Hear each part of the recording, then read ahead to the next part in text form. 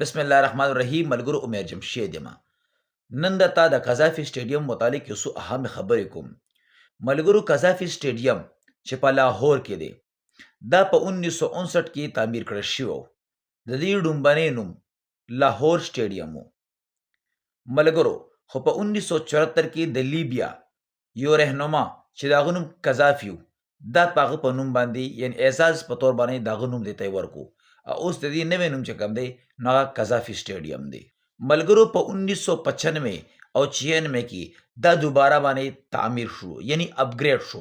څنګه چې په 2025 کې اپګریډ شو، داسې دا په 1995 او په 96 کې نسیم خان دا اپګریډ کړی و او یو ښایسته ډیزاین سره یې تعمیر کړی و، یعنې ښایسته ډیزاین سره یې بیا جوړ کړو. ملګرو، په قذافي سټیډیم لاهور کې تقریبا 27,000 تماشایي په دې کې اینی ټایم راتلی شي. او دا د پی سی بی یعنی پاکستان کرکټ بورډ هیډ کوارټر هم دی. ملګرو، په قذافي سټیډیم لاهور کې ډیر تاریخي میچونه شوي دي او دا د پاکستان په لوبو کې دا یو ډیر تاریخ لري.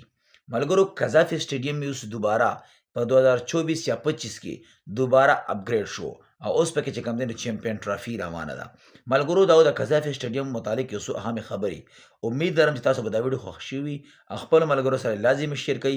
مزید داسې انفارمیټیو ویډیو دپاره یا ښو پیغاماتو دپاره زمونږ د فیسبوک پاڼه محمد امیر جمشید، زمونږ د یوټیوب چینل محمد امیر جمشید سبسکرایب کړئ.